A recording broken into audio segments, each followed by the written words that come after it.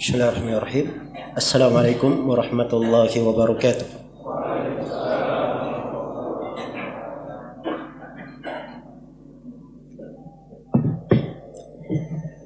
Innal hamdalillah nahmaduhu wa nasta'inuhu wa nastaghfiruh wa na'udzu billahi min shururi anfusina wa sayyiati a'malina. May yahdihillahu fala mudilla lahu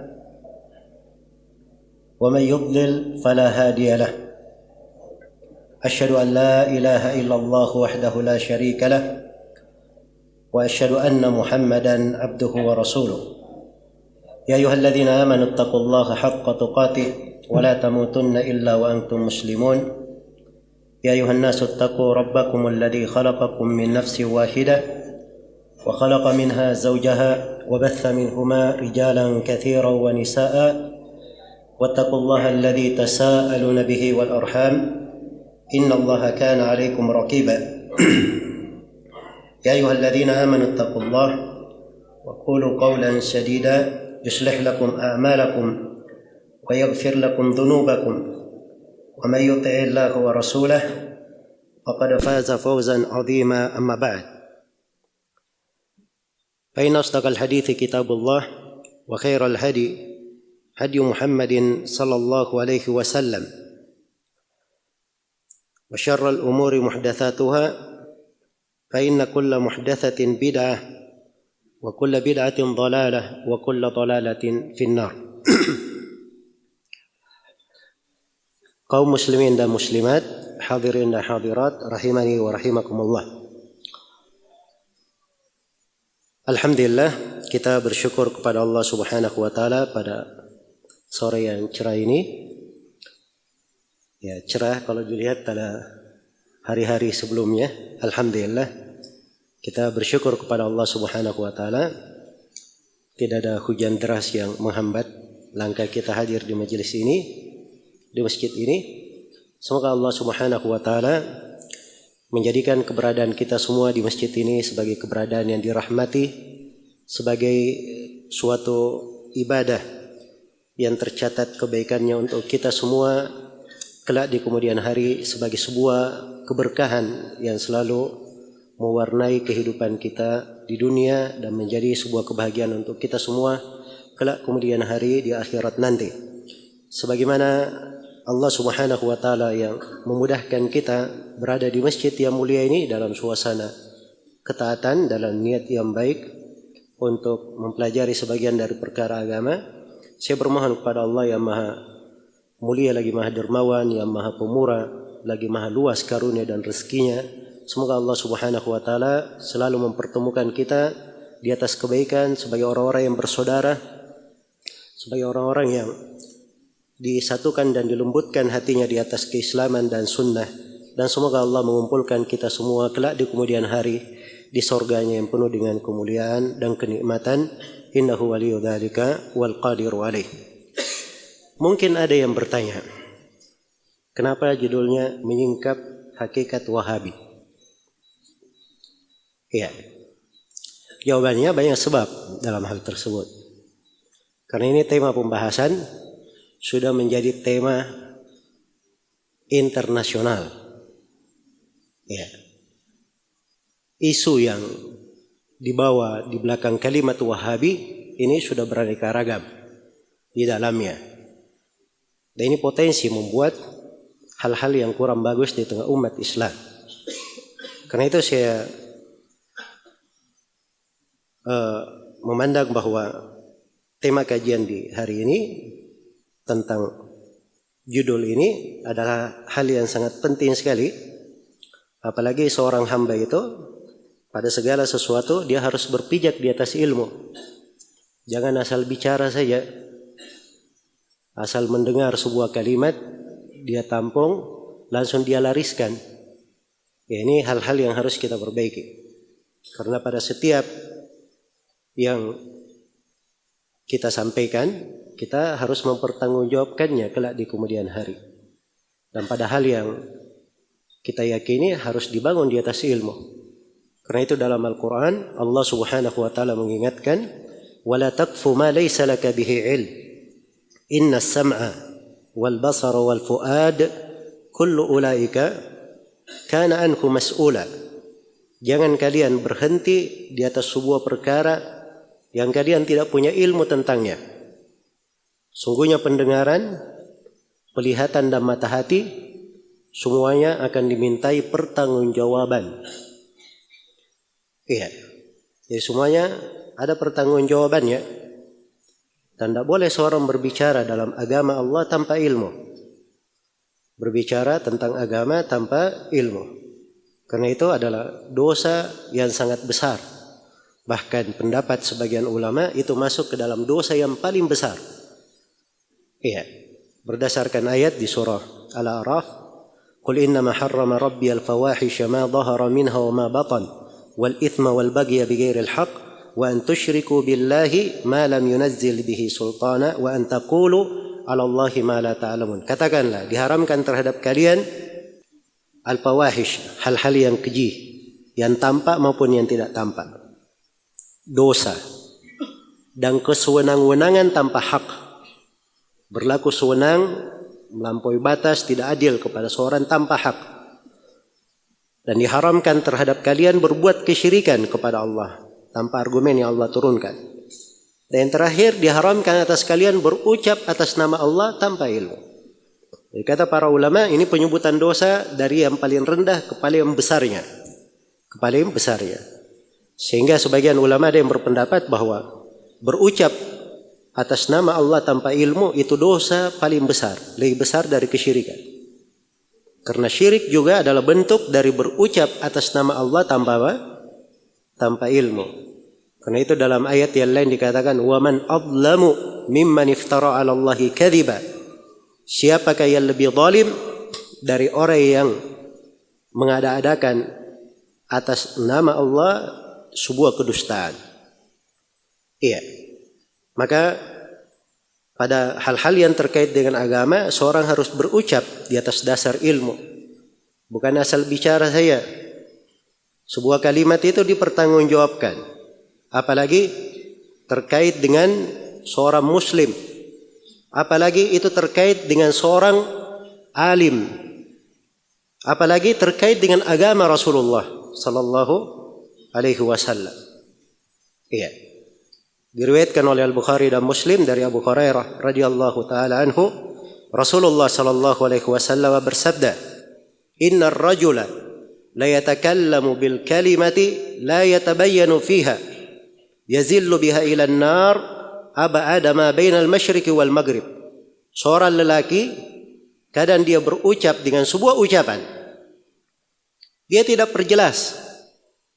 Ini banyak ya dari hal-hal yang seperti ini yang beredar di masa sekarang ini. Kalimat-kalimat gampang sekali mengucapkan. Ya, jatuhkan vonis ke sana sini, namakan orang begini, namakan begini. Kalimat dia tidak perjelas. Dan ini banyak bentuknya. Dan ini hati-hati untuk para pegiat sosial media, warganet yang terhormat. Ya, hati-hati dengan kalimat-kalimat yang tidak terukur. Ya, seorang lelaki kadang dia berucap sebuah kalimat, dia tidak perjelas kalimat ini. Apa yang terjadi? Kalimat ini menyeretnya ke dalam neraka sejauh timur dan barat. Sejauh timur dan barat. Iya. Demikian pula berucap pada kehormatan seorang muslim, kehormatan saudaranya. Cara umum mengganggu saudara itu adalah hal yang tidak dibenarkan. Siapa saya dari kaum mukminin diganggu? Itu tidak dibenarkan. Walladzina yu'duna al-mu'minina wal mu'minati bighairi maktasabu faqad ihtamalu buhtanan wa itsman mubina. Mereka yang mengganggu kaum mukminin dan mukminat tanpa dosa yang mereka lakukan, sungguh mereka sudah menyandang sebuah kedustaan dan dosa yang sangat besar.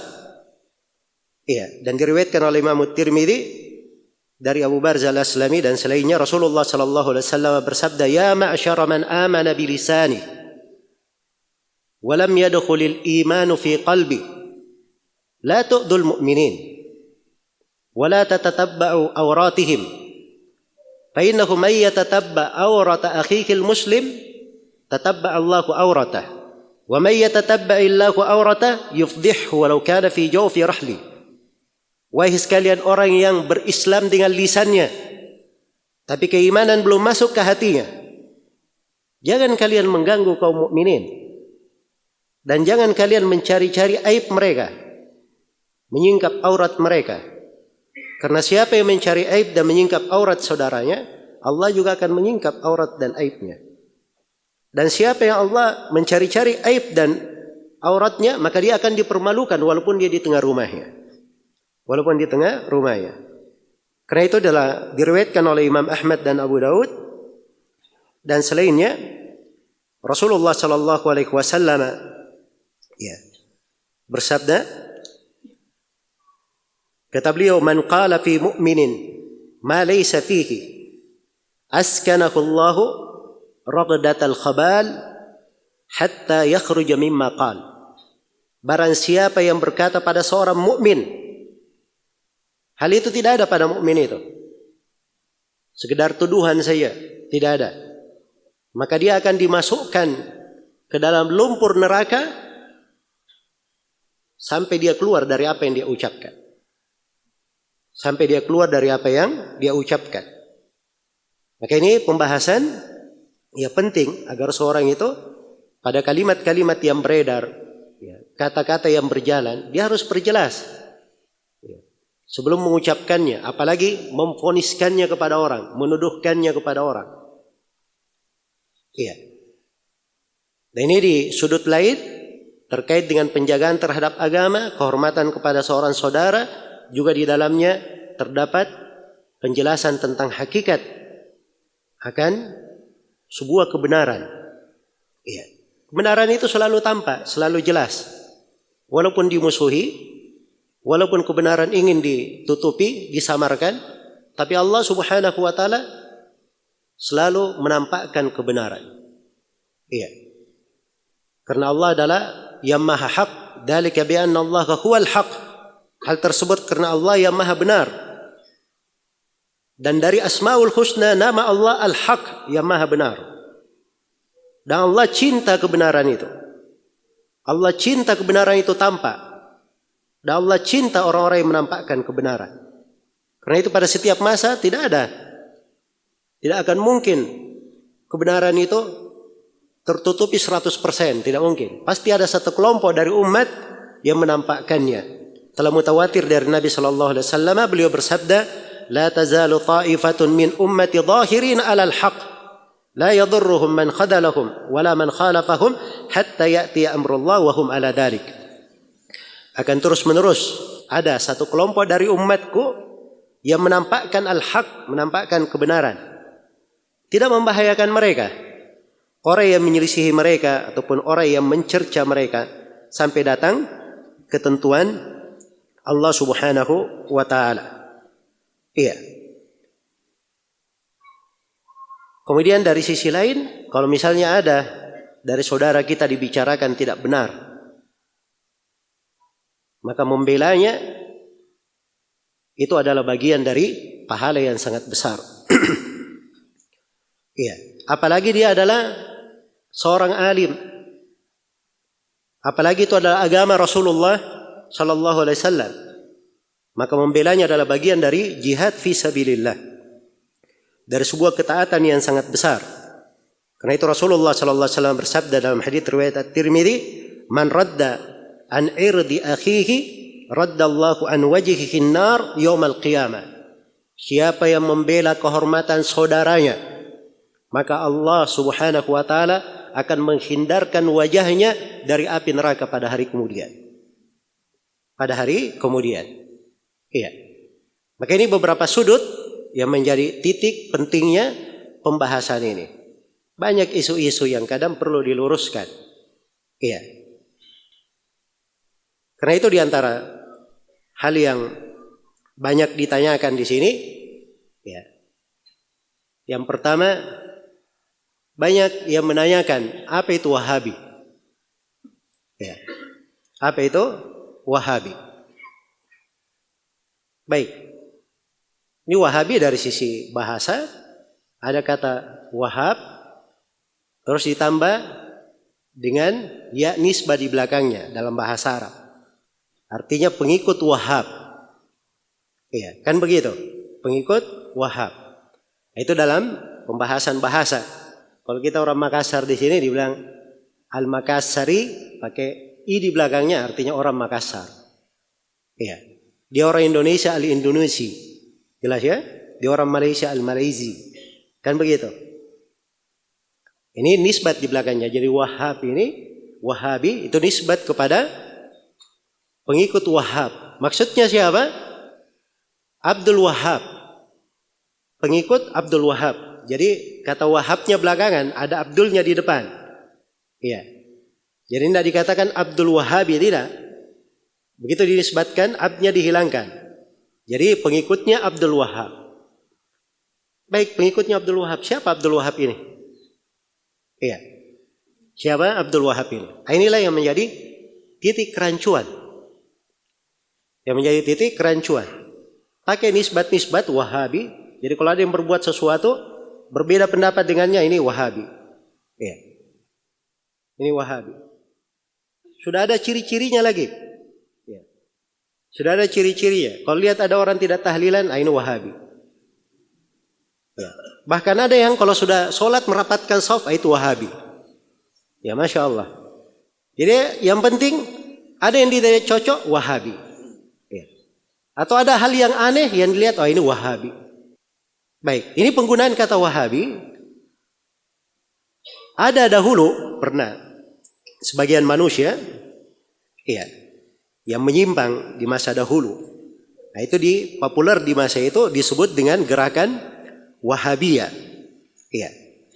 Dan ini tidak ada kaitannya dengan istilah yang dipakai sekarang ini. Jadi dahulu itu ada yang dikatakan dengan istilah Al-Wahabiyah, orang-orang Wahabi. Iya. Orang-orang Wahabi nisbat kepada seorang yang bernama Abdul Wahhab bin Abdurrahman bin Rustum. Abdul Wahhab bin Abdurrahman bin siapa? Bin Rustum. Iya. Dia ini kapan meninggalnya? Iya. Ada yang mengatakan dia meninggal tahun 190 Hijriah. Ada yang mengatakan meninggal tahun 197 Hijriah. Ada yang mengatakan dia meninggal pada tahun 205 Hijriah. Yang jelas ini kelompok Wahabiyah ini nisbat kepada Abdul Wahhab bin Abdurrahman bin Rustum. Ini pemikiran Khawarij Ibadiyah. Iya. Ekstrim sekali. Di dalam mengafirkan orang, dalam mengeluarkan dari keislaman. Karena itu banyak dari ulama, khususnya di wilayah yang dia hidup, dia ini hidupnya di Afrika Utara. Dia berada di Afrika mana? Utara. Ya, dan waktu itu ulama-ulama yang berada di Afrika, khususnya di di Andalus waktu itu, mufti Andalus pada tahun yang meninggal pada tahun 478 Hijriah, Ali bin Muhammad Al-Lakhmi, itu mengeluarkan fatwa tentang kesesatan apa? Al-Wahabiyah ini. Nah, akhirnya dipakai oleh sebagian orang. Dipakailah gelar Wahabi itu begini. Kriteria terkait dengan Wahabi di masa ini. Abdurrahman bin siapa? Abdul Wahhab bin Abdurrahman bin Rustum. Ya. Kalau ini tidak ada silang pendapat di kalangan ulama tentang apa? Tentang kesesatannya. Ya. Tentang kesesatannya. Tapi yang menjadi masalah adalah terkait dengan masalah penisbatan Wahabi ini kepada Syekh Al-Mujaddid Muhammad bin Abdul Wahhab An-Najdi. Iya. Ini yang menjadi masalah. Dinisbatkan kepada beliau nama Wahabi. Baik Wahabi, beliau namanya siapa? Muhammad bin Abdul Wahhab. Harusnya kan tidak dibilang Wahabi, harusnya dibilang apa? Muhammadi. Ya, pengikut Nabi Muhammad, pengikut Muhammad kan begitu. Ya, tapi ya itulah orang-orang yang senang memberi gelar-gelar, ya dia cari juga yang cocok-cocok sebagai gelar. Ya kalau dibilang Muhammadi, gawat juga kita. Nanti bisa-bisa orang menyangka Nabi Muhammad. Ya kan begitu. Ya maka dicarilah gelar yang mencocokinya. Baik. Jadi kalau dia dinisbatkan kepada Syekh Muhammad bin Abdul Wahhab, Syekh Muhammad bin Abdul Wahab ini beliau lahir pada tahun 1115 Hijriah. Iya. Lahirnya baru belakangan. Kan begitu? Ya, inilah penisbatan Wahabi. Ya, dinisbatkan kepada beliau. Yang beliau sendiri baru lahir pada tahun berapa? Pada tahun 1115 Hijriah. Iya. Pada abad ke-12. Syekh rahimahullahu taala baru dilahirkan. Nah, jadi aneh juga ya kalau setiap apa-apa semuanya Wahabi. Ya. Kalau ada yang baca kitab Sahih Al-Bukhari juga, kalau tidak tahu itu Sahih Bukhari, bilang juga ini Wahabi. Ya. Jadi setiap perkara namanya semuanya apa? Wahabi. Baik. Jadi ini terkait dengan penamaan. Iya. Terkait dengan penamaan Wahabi. Iya. Sebelum kita bahas tentang apa yang dipermasalahkan pada Wahabi ini, apa yang dipermasalahkan, tentunya ada banyak poin ya. Muncul pertanyaan di sini dari isu-isu yang tersebar. Iya. Cuma di sini ada yang ingin saya komentari, pertanyaan terkait dengan sebagian orang yang mengatakan bahwa katanya ya, Wahabi ini sudah nisbat ada dari masa penulis, dari masa Syekh Muhammad bin Abdul Wahab yang mengatai dia Wahabi itu, ya, bukan saya yang mengatai dia Wahabi, tapi saudaranya sendiri katanya. Namanya Sulaiman Sulaiman bin Abdul Wahab. Iya. Baik. Nah, ini mereka sebut bahwa Sulaiman bin Abdul Wahab ini ada buku membantah saudaranya sendiri. Ada yang riwayatnya mengatakan bahwa judul bukunya namanya Sawa'iq al-Ilahiyah fi Raddi 'alal Wahhabiyah. Wah, judulnya seram sekali ya. Iya, tahu artinya? Ya, petir-petir keilahan, guntur-guntur keilahan, bantahan terhadap kelompok Wahabi.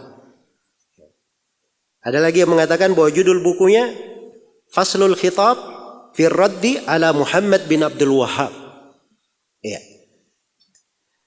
Pemutus pembicaraan dalam membantah Muhammad bin Abdul Wahab. Ya. Baik, ini dua buku tercetak dinisbatkan kepada siapa? Syekh Sulaiman bin Abdul Wahab, saudara dari Syekh Muhammad bin Abdul Wahab. Iya, saudaranya. Dan Syekh Sulaiman ini, beliau adalah seorang qadhi di qadhi di Harimala. Iya, itu pekerjaan beliau. Dan beliau sebagaimana saudaranya Syekh Muhammad bin Abdul Wahab, orang-orang yang belajar di atas ilmu, karena ayah mereka Abdul Wahab itu adalah seorang qadhi, seorang yang berilmu, ayahnya. Iya, baik. Ini terkait dengan penisbatan kepada Syekh Sulaiman bin Abdul Wahab. Iya. Dimulai katanya dari Syekh Sulaiman bin Abdul Wahab. Kalau ada yang menyebut yang lain itu tambahan. Ya. Katanya itu ada yang membantah juga Syekh Zaini Dahlan dari Mufti Mekah. Ya. Dari Mufti Mekah. Ya. Betul ada bantahannya. Zaini Dahlan menyebut Wahabi, tapi itu dia tidak datang di masa Syekh rahimahullah. Ya, dia di masa setelahnya. Iya. Baik. Jadi terkait dengan penamaan di sini nisbat kepada Syekh Sulaiman, ini hal yang pertama kalau kita lihat pada dua judul buku ini, ya. Dua judul buku isinya sama, tapi kok bisa namanya berbeda. Ya. Global dari isinya mirip. Ya.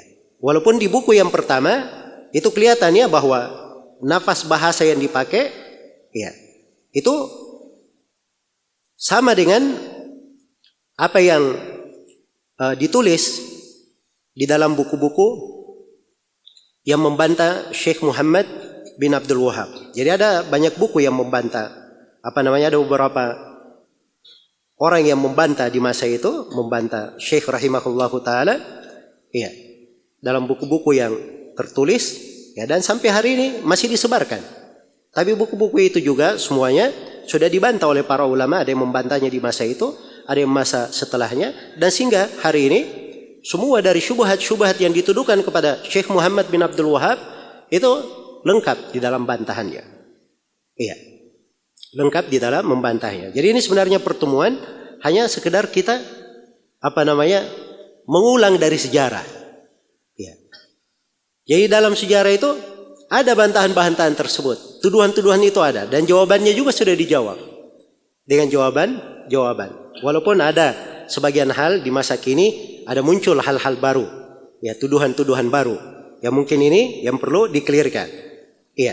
Jadi kalau dilihat pada buku Sawa'iq al-Ilahiyah, ya, Firrat ala al-Wahabiyah, ini kelihatannya bahwa di dalamnya itu, ya, dari bahasa-bahasa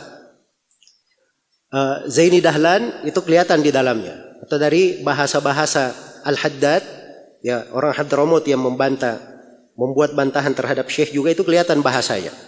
Iya. Adapun buku dengan judul yang kedua, Faslul Khitab Firrat ala Muhammad bin Abdul Wahab, itu kelihatan bahasa Ahmad Al-Qubbani dari ahli Irak, dari penduduk Irak. Ini juga dari musuh dakwah Syekh Muhammad bin Abdul Wahab.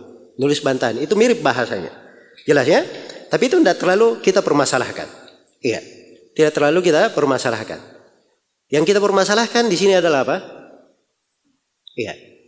Kok diberi saudaranya sendiri tega memberi nama Al-Wahhabiyah? Iya. Kok yang disalahkan ayahnya sendiri? Yang salah kan saudaranya. Iya kan? Kalau memang salah kan begitu. Kok dia memberi nama kemana? Ke ayahnya. Iya. Mana ada seorang anak tega mengatakan Wahabi, nisbat kepada siapa? Ayahnya. Harusnya kepada siapa? Kepada saudaranya. Ya, kepada saudaranya Muhammad. Ya. Jadi ini dari sisi nisbat ini adalah hal yang tidak masuk akal. Ya. Kemudian yang ketiga, betul bahwa Sulaiman bin Abdul Wahab ada hal-hal yang dia tidak setuju terkait dengan saudaranya. Ada hal yang dia tidak setuju. Dan itu dijawab, ya, oleh saudaranya, dan pada sebagian hal dia tawakuf di dalamnya. Jadi bentuknya itu, ya, bentuknya Syekh Sulaiman ini, ya, dia di dalam hal tersebut tidak tampak hakikat dari dakwah Syekh. Sampai kepadanya berita-berita sebagaimana orang-orang lain sampai kepadanya apa? Berita-berita. Ya. Maka tidak begitu tampak kepadanya. Maka dia pun membawakan dari hal-hal yang mungkin di dalam hal-hal tersebut dia sangka Syekh berbeda. Ya, di situ. Apalagi di dua buku itu kalau dilihat ada hal-hal yang beliau kritikkan dinisbatkan kepadanya. Misalnya kepada Ibnu Taimiyah dan Ibnu Al-Qayyim, dan dikatakan bahwa ini tidak benar, harusnya begini hukumnya dan seterusnya. Iya. Kemudian yang terakhir, memang kalau saudaranya, anggaplah saudaranya benar mengatakan, ya, Syekh Sulaiman bin Abdul Wahab berkata, saudaraku ini Wahabi. Ya. Memang itu mau dijadikan dalil bahwa Muhammad bin Abdul Wahab salah. Muhammad bin Abdul Wahab keliru. Ya. Kalau itu dijadikan sebagai dalil, wah repot juga ya. Nanti Nabi Ibrahim alaihissalam tidak usah diterima dakwanya. Karena Nabi Ibrahim ditentang oleh siapa? Oleh ayahnya. Ya. Anda usah dengar dakwanya Nabi Nuh. Nabi Nuh ditentang oleh siapa? Anaknya sendiri dan istrinya. Nabi Lut juga ditentang oleh istrinya. Bahkan tidak usah dengar dakwanya Nabi Muhammad. Pamannya sendiri apa? Tidak mengikutinya. Dari keluarganya Abu Jahal, Abu Lahab tidak mengikuti Nabi Muhammad sallallahu alaihi wasallam. Masa itu dijadikan sebagai dalil? Nah, ini berbicara tidak bagus. Jelas ya? Kalau ingin berbicara yang baik, baik. Ingin berbicara yang bagus, ilmiah, Wahabi, kalian katakan kelompok sesat. Wahabi pemikiran yang menyimpang. Baik, di mana penyimpangannya? Iya. Kita sekarang terima. Wahabi nisbat kepada Syekh Muhammad bin Abdul Wahab. Sekarang apa penyimpangan Syekh Muhammad bin Abdul Wahab? Tunjukkan. Iya. Supaya kita bahas di dalam hal tersebut. Jelas ya? Kan begitu kan harusnya. Ya. Jangan repot-repotkan orang dengan saling menuduh pakai nama. Hari ini pakai nama Wahabi. Ya. Besok pakai nama Salafi. Ya. Besok pakai nama yang lain lagi. Ini penamaan terhadap ahli sunnah sudah terlalu banyak. Ya. Dari masa ke masa dikatakan Al-Mujassima, dikatakan Qadariyah, dikatakan Murji'ah, dikatakan semuanya menuduh macam-macam. Yang penting kalau dia tidak setuju, diberi tuduhan ya seenaknya saja terhadap ahli sunnah. Dan ahli sunnah cuma satu. Keyakinan mereka, akidah mereka, ajaran mereka dari masa ke masa cuma itu saja. Ya, cuma itu saja. Tidak ada yang berubah dari mereka. Baik. Maka di sini muncul pertanyaan berikutnya. Ya. Muncul pertanyaan berikutnya. Ya.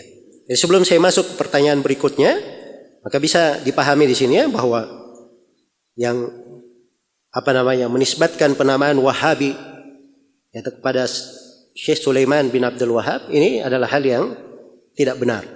Ya, kalaupun benar dia membantah saudaranya, ya itu kita tidak permasalahkan. Ya, siapa saja bisa membantah orang lain, kan begitu. Ya, tapi memakai kata Wahabi dinisbatkan kepada Syekh Sulaiman bin Abdul Wahab ini tidak benar. Ya. Dan istilah Wahabi itu sendiri kapan mulai populer? Di masa penulis, di masa Syekh Muhammad bin Abdul Wahab tidak populer istilah itu. Iya.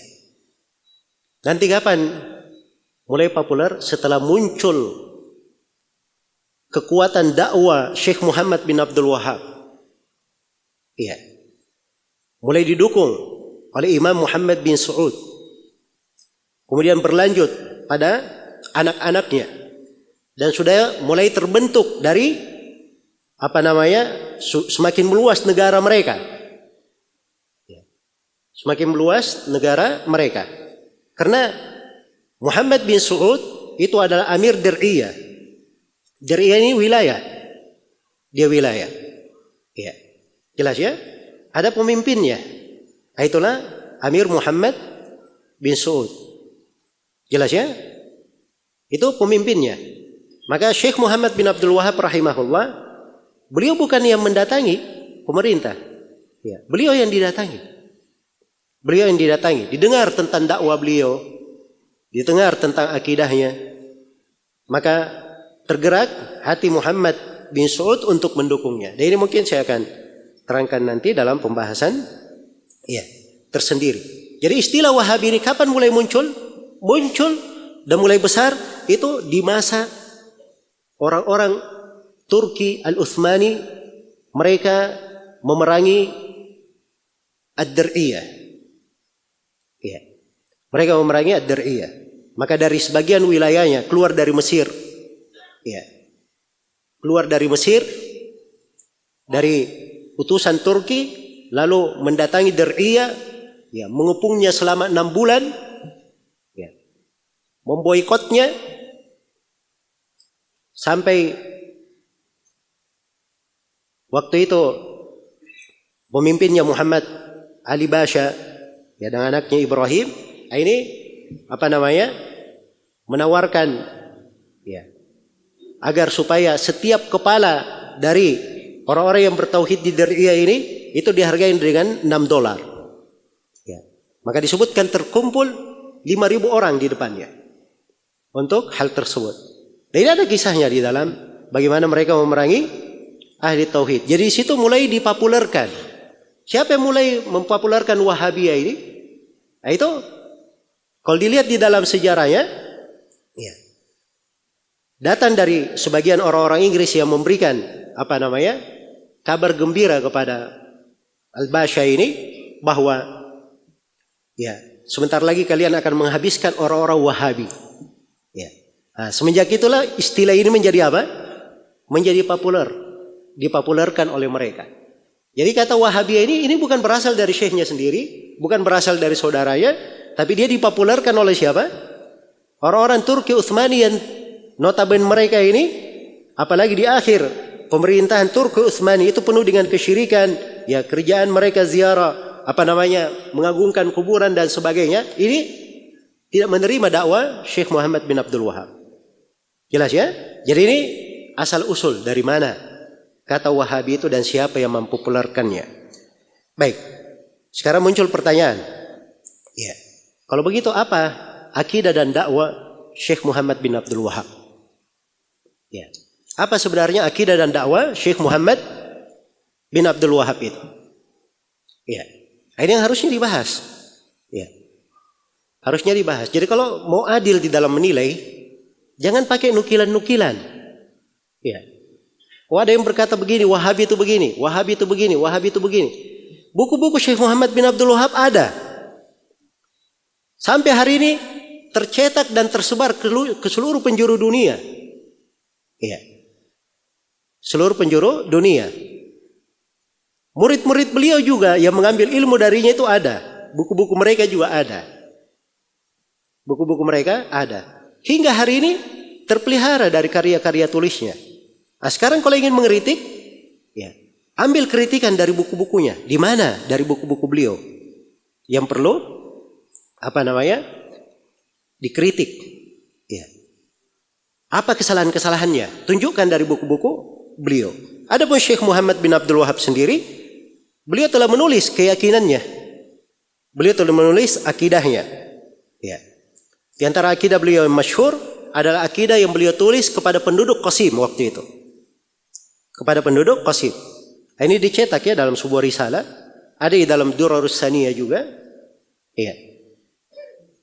Dan ini dari akidah yang masyhur ditulis oleh beliau. Iya. Dan akidah yang beliau tulis ini kepada penduduk Qasim itu kalau dicocokkan dengan akidah para ulama yang pernah tertulis, tidak ada yang menyelisihi. Dan tidak ada perbedaan. Ya. Kita baca buku-buku akidah. Ya. Kita baca akidah Imam Al-Auza'i, akidah Ibnul Mubarak. Ya. Kita baca akidah Abu Hanifah, akidah Imam Malik, akidah Imam Syafi'i, akidah Imam Ahmad. Kita baca akidah Imam Al-Bukhari. Kita baca akidah Abu Hatim Ar-Razi, Abu Zur'a Ar-Razi.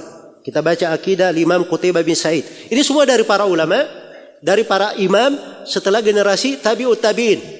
Hidupnya itu di abad kedua dan abad ketiga. Para imam itu tadi. Iya. Dan akidah-akidah mereka, kalau dikumpulkan dari akidah para salaf yang jumlahnya ratusan buku, itu tidak ada satu huruf pun yang menyelisihi akidah yang ditulis oleh siapa? Syekh Muhammad bin Abdul Wahab. Jadi buku-bukunya ada. Ya. Itu pun akidah yang beliau tulis kepada Ahlul Qasim. Apa beliau katakan di akhirnya? Kata beliau, hadhihi aqidatun wajizah, harartuha wa ana mashghulul bal. Ini akidah yang ringkas saya tulis. Ya, saya tulis untuk kalian dan saya dalam keadaan sibuk hatinya, banyak yang dia pikir. Ya. Ini orang tidak konsentrasi menulis saja akidahnya persis dengan akidah apa? Para salaf. Karena itu keyakinan seperti itu. Ya. Dia bukan orang yang mengarang. Tapi itu adalah apa? Keyakinannya yang diambil. Karena akidah itu dari para ulama dari masa ke masa sama. Terwarisi. Tidak ada mereka bikin akidah sendiri. Iya.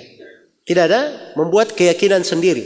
Karena itu kalau ingin tanya, ya, tentang Wahabi itu apa? Wahabi mengatakan Al-Quran itu adalah kalam Allah, bukan makhluk. Itu Syekh Muhammad bin Abdul Wahab. Keyakinannya ada di akidahnya. Sama dengan ucapan para imam semuanya. Tidak ada yang menyelisihi dalam hal tersebut. Iya. Tidak ada yang menyelisihi dalam hal tersebut. Ini banyak yang tidak suka. Jadi kalau dikatakan Al-Quran itu kalamullah, firman Allah, ya, dengan huruf dan dengan suara Allah yang berucap dengannya, itu ada sebagian manusia yang tidak setuju. Tidak, bukan kalamullah, dia adalah kalamun nafs. Ada yang berucap seperti itu. Jelas ya? Tanpa huruf, tanpa suara. Itu ada. Ya. Jadi kalau dia tidak setuju, ya ini Wahabi. Ya. Padahal ini akidah ada di apa? Keyakinan para imam yang sudah ada sebelumnya. Ini satu contoh ya dari keyakinan. Dan di antara kalimat-kalimat yang disebutkan oleh Syekh Muhammad bin Abdul Wahab rahimahullahu taala, ada risalah beliau tulis kepada Abdurrahman bin Abdullah As-Suwaidi, salah seorang ulama di Irak. Iya. Di dalam risalah ini Syekh Muhammad bin Abdul Wahab berkata, ini sengaja saya baca ya supaya kita bisa mengukur bagaimana keyakinan beliau. Kata beliau, "Ukhbiruka anni walillahil hamd muttabi'." Saya beritahu kepada engkau bahwa saya alhamdulillah adalah seorang yang mengikuti, walastu bimubtadi', dan bukan orang yang membuat agama baru. Saya mengikut, ya, mengikut kepada Nabi, mengikut agama yang dibawa oleh Rasulullah, bukan orang yang membawa agama baru, bukan seorang yang berbuat bid'ah. Kata beliau, "Aqidati wa dini alladhi adinullaha bihi madhabu ahli sunnati wal jamaah." Kata beliau, akidah dan agamaku yang saya yakini, ya, sebagai agama Allah itu adalah madhab ahli sunnah wal jamaah alladhi alaihi aimatul muslimin, ya, imam kaum muslimin berada di atasnya, mithli al-aimatil arba'a wa atba'ihim, seperti imam 4 dan pengikutnya, ila yaumil qiyamah, sampai hari kiamat. Sampai hari kiamat. Jadi itu akidah beliau. Beliau tidak pernah keluar dari jalannya para aimah. Karena itu beliau katakan dia tidak keluar dari jalannya para imam kaum muslimin, seperti imam 4 dan yang mengikutinya. Ya. Dan terlihat di dalam keyakinan akidah yang beliau tulis itu adalah keteguhan dan kekokohan di atas ilmu. Ya. Orang itu kalau dia bingung akidahnya akan diketemukan di buku ini dia berucap begini, di buku sana dia berucap apa? Berucap lain. Tapi ini tidak. Beliau teguh dan tegar di atas hal tersebut. Jadi itu agama beliau. Ya, tapi yang menjadi masalah, kenapa beliau dipermasalahkan? Syekh sendiri terangkan. Saya dipermasalahkan kenapa? Lakinni bayyantu linnas ikhlasad dini lillah. Karena saya terangkan kepada manusia kewajiban mengikhlaskan agama karena Allah. Wa nahaituhum an da'watil ahya'i wal amwat minas salihin wa ghairihim. Dan saya larang mereka jangan berdoa kepada orang-orang yang hidup ataupun orang-orang mati dan orang-orang salih maupun selainnya. Ya. Maksudnya di sini orang yang mati itu jelas ya tidak boleh berdoa. Tapi orang yang hidup maksudnya pada hal yang tidak ada yang mampu kecuali hanya Allah Subhanahu wa taala. Dan saya juga kata beliau melarang an isyrakihim fima yu'badullahu bih, tentang kesyirikan yang dikerjakan dalam ibadah kepada Allah, minad dzabh wan nadhr, apakah dalam bentuk menyembelih, nadar, tawakal, sujud, ya, dan selainnya. Yang hal-hal yang merupakan hak Allah tidak boleh ada sekutu bagi Allah di dalamnya. Ya, tidak boleh disekutukan dengan malaikat yang didekatkan, tidak boleh kepada nabi yang diutus. Ya. Jadi kata beliau, apa yang saya ajak ini itulah yang disuruhkan oleh para rasul dari awal hingga akhirnya. Dan itulah madhab yang ahli sunnah wal jamaah berada di atasnya. Yang berada di atasnya. Ya, jadi ini dari ucapan beliau sendiri. Bagaimana dakwah beliau. Ya. Kalau kita baca dari ucapan cucunya, Abdurrahman bin Hasan. Bagaimana dia gambarkan dakwah kakeknya. Ya, Syekhul Islam Muhammad bin Abdul Wahab. Bahwa Syekh Muhammad bin Abdul Wahab ini hanya mengajak manusia untuk beribadah kepada Allah, tidak ada syirikat baginya. Iya. Dan tidak boleh berbuat kesyirikan. Dan ini tidak ada seorang muslim pun yang meragukan bahwa itulah agama para rasul, yang para rasul diutus dengannya dan kitab-kitab diturunkan karenanya. Iya. Dan juga oleh Syekh Abdul Latif. Iya. Dari murid-murid dan dari keturunan Syekh Muhammad bin Abdul Wahab, beliau menjelaskan, ya, bahwa guru kami Syekh Muhammad bin Abdul Wahab, ya, itu mengajak manusia untuk sholat 5 waktu. Ya, dan menjaga sholat itu kapanpun dikumandangkan adzan. Ya. Dan ini dari sunnah-sunnah yang dibangun di atas petunjuk dan pokok-pokok agama, ya, yang dijelaskan oleh Al-Quran dan As-Sunnah. Dan beliau juga memerintah mengeluarkan zakat, berpuasa, haji, amar ma'ruf, nahi munkar. Dan kata beliau, waqad tatabba'al ulama'u musannafatihi min ahli zamanihi wa ghairihim fa'ajazahum ayyajidu fiha ma yu'ab. Sungguh para ulama yang berada di masa beliau dan para ulama yang tidak di masa beliau itu sudah membaca tulisan-tulisan Syekh Muhammad bin Abdul Wahab. Dan mereka semuanya tidak mampu menemukan hal yang dicela di dalamnya. Hal yang dicela di dalamnya. Ya. Jadi ucapan beliau dalam tulisannya dalam Usuluddin itu adalah hal yang disepakati oleh ahli sunnah wal jamaah. Adapun di dalam al-furu', di dalam pembahasan fikih, beliau ini madhabnya adalah madhab apa? Hambali. Ya. Dan tidak diketemukan dari ucapan beliau di pembahasan fikih ada ucapannya yang menyelisihi imam 4. Ada yang menyelisihi imam 4. Baik. Jadi ini sebagian dari akidah, keyakinan dan dakwah Syekh Muhammad bin Abdul Wahab. Jadi sebenarnya mudah bagi orang-orang yang mengkritik. Ya. Kita kalau memang Wahabi itu buruk, hal yang berbahaya, ayo sama-sama kita perangi. Ya, tapi diperjelas dulu. Ya. Yang diperangi itu apa? Jangan hanya sebut nama Wahabi, Wahabi, Wahabi. Terus ditanya kesalahannya apa? Ya. Nggak tahu juga apa kesalahannya. Atau menyebutkan hal-hal yang dianggap salah menurut pendapat dia. Ya. Ulama yang lain tidak menganggapnya apa? Tidak menganggapnya salah. Ya. Jadi harus diperjelas. Ini cara yang bagus. Adapun sekedar melontarkan tuduhan, ya, dan menyebarkannya di tengah manusia, inilah hal-hal yang bisa membahayakan, perkara-perkara yang bisa merusak dari kebersamaan. Baik. Kemudian di sini saya akan singgung juga dari beberapa tuduhan yang dituduhkan. Ya. Baik. Di antara isu juga ada yang berkata, ya, benarkah Wahabi itu senang mengkafirkan kaum muslimin yang bukan pengikutnya? Ya. Ini Masya Allah ya. Ya. Ini paling banyak disebarkan ini dari masa dahulu. Bahwa Wahabi ini ya gemar apa? Gemar mengkafirkan. Iya. Gemar mengkafirkan. Dan ini kalimat bukan berasal dari umat Islam saja atau dari ulama-ulama yang tidak setuju dengan beliau. Iya. Tapi ini kalimat memang sudah terukur dari orang kafir pun yang menghendaki perpecahan di tengah umat itu memasukkan hal ini. Ya, sebab istilah Wahabi ini, apalagi sekarang ini, itu istilah yang sangat bagus dipakai untuk apa? Membuat orang lari dari ilmu agama yang benar. Ya, dari ilmu agama yang benar. Sampai dipakai oleh petinggi-petinggi ya, negeri-negeri kafir kalimat itu untuk membuat lari dari apa? Dari kaum muslimin. Ya. Ini ada penulis Jerman yang berkata tentang Wahabi.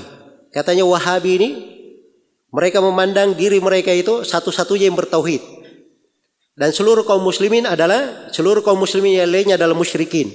Ini perhatikan ya dari kalimat-kalimat. Memang ada orang-orang yang mengompori, dia membakar di sana sini. Ada sebagian dari umat Islam yang membenarkan hal tersebut. Iya, membenarkan hal tersebut. Baik. Dan Syekh Muhammad bin Abdul Wahab sendiri, beliau jelas dakwanya di dalam hal ini. Pada hal-hal yang beliau dituduhkan, ya, dalam perkara yang seperti ini, beliau memberikan jawaban. Kata beliau, fa in qala qailuhum, kalau di antara mereka ada yang berkata, ya, bahwa Syekh Muhammad bin Abdul Wahab dan pengikutnya mengkafirkan keumuman kaum muslimin, fa naqulu, kami berkata, subhanaka hadza buhtanun 'adzim. Maha suci Engkau ya Allah, sesungguhnya ini adalah apa? Kedustaan yang sangat besar. Ya, kedustaan yang sangat besar. Jadi itu tidak ada di dalam di dalam ucapan beliau. Ya, dan di tempat lain beliau katakan, kullu hadza minal kadhib wal buhtan. Semua ini dari kedustaan dan hal yang diada-adakan. Alladzi yasudduna bihin nas an dinillahi wa rasuli. Yang dengan itu mereka ingin menghambat manusia untuk mengikuti agama Allah dan Rasulnya. Kata Syekh, wa idza kunna la nukaffiru man abada as-sanam alladhi ala qabri Abdul Qadir was-sanam ala qabri Ahmad al-Badawi wa amthalihima li ajli jahlihim wa adam ma yunabbihuhum fa kayfa nukaffiru man lam yushrik billah wa lam yuhajir ilayna aw lam yakfur wa yuqatil. Subhanaka hadza buhtanun 'adzim. Kata beliau, ya, kami ini itu terhadap orang yang menyembah berhala di atas kuburan Abdul Qadir atau berhala di atas kuburan Ahmad Al-Badawi dan semisal dengannya, itu kami tidak kafirkan. Kata Syekh, kenapa? Karena mereka jahil dan tidak ada yang mengingatkan kekeliruan itu. Ya. Kalau yang seperti itu aja kami tidak kafirkan, bagaimana kami dikatakan mengafirkan orang yang tidak berbuat kesyirikan? Dia tidak berhijrah kepada kami. Ya. Atau kami kafirkan orang yang tidak ikut berperang bersama kami. Kata beliau, Maha Suci Allah. Ini adalah kedustaan yang sangat besar. Baik. Jadi ini bantahan-bantahan beliau. Dari lisan beliau. Ya. Siapa yang membaca dari buku-buku Syekh Muhammad bin Abdul Wahab, kelihatan. Ya. Bahwa beliau ini adalah orang yang menjelaskan agama. Orang yang menjelaskan tauhid. Iya. Menerangkan agama sesuai dengan kaidah-kaidah yang disepakati oleh para ulama. Iya. Sesuai dengan kaidah-kaidah yang disepakati oleh para ulama. Karena itu karya-karya tulis Syekh Muhammad bin Abdul Wahab dan murid-muridnya hingga hari ini itu dijadikan solusi ya, terhadap orang-orang yang memiliki pemikiran takfiri. Dijadikan solusi sebagai bantahan terhadap orang-orang yang melakukan peledakan dan terorisme. Sebab di dalam karya-karya tulis mereka terdapat dari penjelasan Islam yang lurus dan membantah syubhat-syubhat orang yang menyimpan di dalam masalah apa? Dalam masalah pengkafiran. Dan ini sejalan dengan para ulama yang lain. Iya. Karena itu orang-orang yang belajar dari buku-buku Syekh Muhammad bin Abdul Wahab, mereka ini tidak ada yang fanatik dengan Syekh. Ya, karena Syekh Muhammad bin Abdul Wahab tidak mengajak manusia mengikuti dirinya.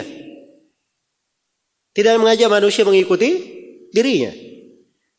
Beliau mengajak manusia untuk mengikuti Al-Quran dan Sunnah Rasulullah Sallallahu Alaihi Wasallam. Iya. Baik. Karena itu di dalam buku-buku yang diajarkan juga, ya, nah diajarkan di semua bidang. Ya, misalnya di buku akidah, bukan diajarkan akidah Imam Ahmad saja, misalnya, tapi diajarkan akidah semua ulama. Ya, diajarkan akidah seluruh imam. Karena akidah umat Islam ini, ya, itu adalah hal yang disepakati oleh ahli sunnah wal jamaah dari masa ke masa. Dari masa ke masa. Jadi kalau ada di dalam pembahasan akidah yang mengatakan akidah yang benar begini, maka dia harus datangkan siapa dari para ulama yang berucap seperti itu. Jelas ya?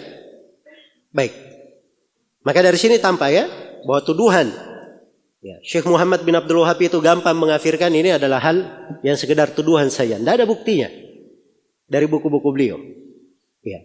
Bahkan yang kami ketemukan dari para ulama yang berada di Saudi, di Yaman maupun di tempat-tempat yang lainnya, yang mereka semuanya membela dakwah Syekh Muhammad bin Abdul Wahab, juga mengajarkan buku-bukunya.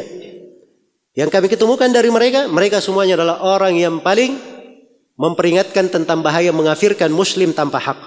Yang menjadi inti masalah itu bukan di dalam adanya jatuh vonis kafir, enggak. Yang menjadi masalah itu terkait dengan masalah dia mengafirkan apa sebabnya. Kalau pengafiran diingkari, ya itu berarti dia ingkari sesuatu dari apa? Jelas dalam agama, dalam Al-Quran disebut orang-orang kafir dalam neraka, diterangkan sifat orang-orang kafir. Iya. Nah, ini juga yang menuduh-nuduh Wahabi ini, kalau kita tanya kepada mereka, ini Fir'aun kafir atau tidak? Dia pasti menjawab apa? Fir'aun kafir. Terus iblis kafir atau tidak? Iblis kafir. Berarti kamu ini senang mengafirkan orang. Sembarangan saya. Kan begitu kan? Ya, senang mengafirkan orang. Jadi tidak semua yang dikatakan kafir lalu dikatakan dia senang mengafirkan. Tidak. Nah, pengafiran itu ada yang hak benar dan itu adalah hak Allah dan Rasulnya. Ini pintu ditutup. Ya. Ini bukan tugasnya orang-orang yang baru belajar. Ya. Ini tugasnya orang-orang yang berilmu dalam menjatuhkan apa? Ketentuan kafir atau tidak. Dan itu ada kaitannya dengan masalah peradilan. Ya. Karena itu ada satu bab khusus di fikih namanya ahkam al-murtad atau ahkam ahli riddah. Hukum terkait dengan orang yang murtad. Ya. Itu ada hukumnya. Ini dibahas dalam buku-buku. Di semua fikih ada di dalam fikih agama dibahas. Ya. Jadi yang dipermasalahkan itu bukan pengafirannya, yang dipermasalahkan adalah pengafiran tanpa hak, tanpa kebenaran. Itu yang dipermasalahkan. Ya. Dan menuduh bahwa syekh mengafirkan manusia secara umum, siapa yang bukan pengikutnya dianggap kafir, ya. Siapa yang menyelisihinya dikafirkan. Ini adalah hal yang tidak benar. Jelas ya? Baik. Ini yang sekarang ini banyak ditanyakan, ada kalimat-kalimat dari sebagian orang, ya, selalu membawakan Wahabi itu senang seperti itu. Ya, gemar mengafirkan. Ya. Ini ada kalimat dari sebagian orang, ya, senang yang disebarkan di sana sini, ya. Dia berbicara tentang Wahabi. Ya, ditanya pendapatnya apa itu Wahabi. Maka dikatakan bahwa Wahabi katanya diambil dari kata Muhammad bin Abdul Wahab. Maka pengikutnya disebut Wahabi. Ya. Ini sudah memberikan opini ya, seperti itu. Ini saya beri contoh bagaimana sebagian orang sangat gampang sekali memberikan dari opini-opini. Iya. Terus katanya tapi karena nama ini sudah terlalu buruk, negatif, maka berganti baju. Ya. Berganti baju. Dalam sebuah riwayat berganti casingnya. Ganti baju, jadi apa bajunya sekarang yang baru? Katanya Salafi. Nah, bajunya yang baru. Jadi Wahabi itu baju lama, Salafi itu baju apa? Baju barunya. Ya. Masya Allah. Ini Salafi dia bicara lebih jauh lagi. Salafi itu adalah orang yang mengikuti jalan apa? Jalan as-salaf. Ya, nisbat kepada Salafi itu sudah ada disebutkan oleh Imam As-Sam'ani di dalam kitab Al-Ansab. Kitab Al-Ansab ini semua nasab yang pernah dipakai oleh umat Islam dari masa Nabi sampai di masa Sam'ani ada di situ disebutkan. Dari nasab-nasab para rawi, para ulama. Ada di situ. Salah satunya nasab As-Salafi. Salafi nisbat kepada keyakinan, kepada agama, mengikuti jalan para as-salaf as-salih. Itu ada di situ. Ya. Jelas ya? Ya kalau dia bilang baru, ya memang karena dia baru lahir. Ya. Orang yang baru lahir wajarlah, biarkan saja. Jelas ya? Kata Salafi ini sudah dipakai oleh Imam Adz-Dzahabi. Ya. Imam Adz-Dzahabi berkata tentang Ibnu Salah, Abu Amr Ibnu Salah, penulis kitab Ulumul Hadits. Ya. Bahwa Ibnu Salah ini salafiyul i'tiqad atau salafiyul mu'taqad. Dia salafi akidahnya. Tentang Imam Ad-Darqutni, kata Adz-Dzahabi, kana salafiyan, dia adalah seorang yang salafi. Ya. Jadi lucu juga ya kalau Imam Ad-Darqutni misalnya dikatakan Wahabi. Hah? Imam Al-Bukhari rahimahullahu taala dalam akidah yang dinukil oleh Al-Lalaka'i di Syarh Ushul I'tiqad Ahlussunnah wal Jamaah, beliau berkata, saya berjumpa lebih dari 1000 orang guru. Semua gurunya tidak ada silang pendapat dalam beberapa hal. Salah satunya adalah mengikuti jalannya para sahabat. Ya. Itulah jalannya para as-salaf. Jadi nukil kesepakatan tentang mengikuti jalannya siapa? Jalannya as-salaf. Ya. Kata Ibnu Qudamah rahimahullahu taala dalam Dhammut Ta'wil. Ini semua orang di berbagai madhab menukil dari Ibnu Qudamah. Ya. Kalau Ibnu Qudamah berkata ulama sepakat begini, ulama sepakat begini, ulama sepakat begini dalam pembahasan fikih, mereka terima. Kenapa? Karena Ibnu Qudamah ini dia hafal ucapan para ulama dari masa Nabi sampai ke masa dia. Ya. Jadi kalau Ibnu Qudamah berkata sepakat, orang apa? Orang dengar. Ini Ibnu Qudamah berkata di dalam kitabnya Dhammut Ta'wil, kata beliau, faqad thabata wujubut tiba'is salaf bil kitabi was sunnah wal ijma'. Telah sepakat kewajiban mengikuti jalan as-salaf berdasarkan dalil dari Al-Quran, Sunnah dan apa? Kesepakatan ulama. Iya. Nabi SAW sendiri menyebut dirinya sebagai salaf. Ada haditsnya dalam riwayat Bukhari Muslim. Kalau tidak pernah baca hadits, jangan salahkan orang yang baca. Iya. Jangan salahkan orang yang baca. Saya sebut haditsnya dalam riwayat Bukhari Muslim dari hadits Aisyah. Kisahnya panjang. Iya. Ketika Nabi SAW duduk di tengah istrinya, lalu putrinya Fatimah datang. Ya. Kemudian Fatimah didudukkan di kanannya. Fatimah dibisiki oleh Nabi sebuah rahasia. Kemudian Fatimah menangis terseduh-seduh. Kemudian didudukkan lagi di kirinya. Kemudian dibisikkan sesuatu. Fatimah tersenyum. Ya. Yang akhir kisahnya, akhirnya setelah Nabi meninggal ditanya kepada Fatimah, apa yang dibisikkan oleh Nabi kepadamu? Ya. Kata Fatimah, adapun bisikan yang pertama yang membuat saya menangis, Nabi berkata kepadanya bahwa Fatimah, biasanya setiap tahun Jibril turun membaca Al-Quran sekali saja, tapi tahun ini 2 kali. Saya tidak melihat perubahan ini kecuali menunjukkan ajalku sudah dekat. Ya. Maka kata Nabi kepada putrinya, fattaqillaha wasbiri fa innahu ni'mas salaf ana laki. Bertakwalah kepada Allah dan bersabarlah. Sesungguhnya sebaik-baik salaf untuk kamu adalah saya. Nabi menyebut dirinya sebagai apa? Sebagai salaf. Jadi kalau kita berkata salafi nisbat kepada Nabi sallallahu alaihi wasallam dilarang atau tidak? Tidak ada yang melarangnya. Iya. Hal yang disepakati menerima jalan as-salaf. Para ulama bernisbat kepadanya sampai disebutkan oleh As-Sam'ani di kitab Al-Ansab. Kok tiba-tiba orang yang baru datang, baru lahir kemarin sore, ya, mengeritik tentang penggunaan apa? Penggunaan salafi. Itu pun kita tidak mengharuskan orang pakai kata salafi. Ya, silahkan pakai ahli sunnah wal jamaah, ahli hadith, at-taifatul mansurah, silahkan. Ya. Salafi itu dia bukan organisasi. Ya. Dia bukan kaplingan sebagian orang. Ya. Salafi ini bukan cap yang stempel dan mereknya itu ya sudah dimiliki oleh sebuah perusahaan. Siapa yang berpegang dengan Al-Quran dan Sunnah mengikuti jalan Nabi Sallallahu Alaihi Wasallam, itulah salafi namanya. Dia ahli sunnah wal jamaah. Apapun warga negaranya, bagaimanapun warna kulitnya, apapun bahasanya, yang jelas dia berpegang dengan Al-Quran dan Sunnah sesuai dengan jalan Nabi Sallallahu Alaihi Wasallam dan para sahabat, ya, para as-salaf. Maka itulah yang disebut dengan nama apa? Dengan nama salafi. Ini jangan mengaburkan, ya, jangan mengaburkan. Jelas ya, kata salafi itu sudah dipakai dari dulu. Ya, ini mereka ingin kaburkan bahwa salafi ini pembahasan apa? Pembahasan baru. Ini baru muncul. Karena Wahabi katanya sudah negatif, sekarang ganti casing, ganti baju. Ya, ya, warna baru lagi namanya. Bajunya yang baru namanya apa? Salafi. Ya. Terus dia sebutkan di sini katanya ada salafi itu macam-macam, tapi ada juga salafi yang bagus katanya. Ya. Nah, ini katanya saya baca dari seorang salafi, tapi sama saya sangat baik.